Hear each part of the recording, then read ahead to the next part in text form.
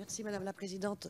Monsieur le Ministre, en 2015, sur fond de polémique avec la fermeture de Fessenheim, vous avez milité pour rappeler combien il était important que la part du nucléaire dans la production d'électricité française revienne à 50% à l'horizon 2025. 2 ans plus tard, vous nous annoncez que finalement, cela prendra 10 ans de plus, repoussant ainsi vos engagements jusqu'à 2035. Vous justifiez ce recul par le même argument qu'emploient les défenseurs du nucléaire, à savoir repousser la part du nucléaire, c'est rouvrir des centrales thermiques qui sont contraires à la lutte contre le réchauffement climatique. Mais cet argument prend le problème à l'envers. C'est justement la dépendance au nucléaire en France qui empêche l'émergence d'un pôle d'énergie renouvelable. Nous sommes le pays le plus nucléarisé du monde avec 58 réacteurs en fonctionnement. Pourtant, les Françaises et les Français n'ont jamais eu le droit à un débat digne de ce nom, même au Parlement, alors qu'il nous concerne tous.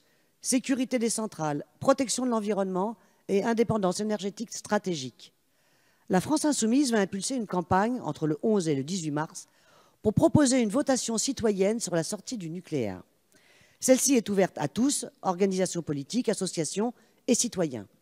Monsieur le ministre, nous vous savons attaché aux initiatives citoyennes, comme d'ailleurs le président de cette Assemblée, puisqu'en 2010, celui-ci a proposé un texte relatif à l'initiative législative citoyenne.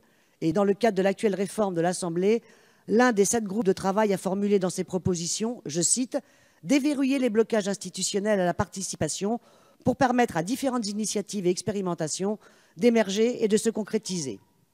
Nous vous invitons donc à prendre part à notre initiative de votation citoyenne sur la sortie du nucléaire. Mais ma question est la suivante.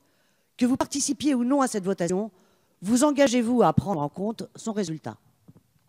Merci Madame la députée. Monsieur le ministre. Bien. Excusez-moi, je ne voulais pas écorcher votre nom. Madame la Présidente, Mesdames, Messieurs les députés, Madame la députée Rubin. La loi de 2015, ces objectifs, je les conserve. La seule différence, c'est que je vais les mettre en œuvre. Je ne me suis pas emparé des arguments des pro-nucléaires et je n'y souscris pas la tête baissée. La seule chose, c'est qu'en arrivant à mes responsabilités, j'ai découvert que rien n'avait été programmé pour fixer cet objectif qui n'est pas anodin parce qu'il a des conséquences sociales immenses et que la transition énergétique, et notamment la réduction de la part nucléaire, elle ne va pas se faire dans une brutalité sociale. Elle ne se fera pas. Donc nous commençons à le mettre en œuvre en essayant de modéliser avec la fermeture de Fessenheim un contrat de transition avec les territoires, avec les salariés, avec les filières, pour faire en sorte que ces contrats de transition soient réplicables et donnent la possibilité de réduire la part du nucléaire et de garder l'objectif de 50%. Vous êtes pour la sortie du nucléaire. D'autres sont pour mettre la part du nucléaire dans la production d'électricité à 50%. Ces 50%, c'est un point de rendez-vous incontournable qui mettra tout le monde d'accord. Parce qu'il fera peut-être la démonstration qu'on peut aller plus loin, ou il fera peut-être la démonstration qu'il faut prendre un peu plus de temps.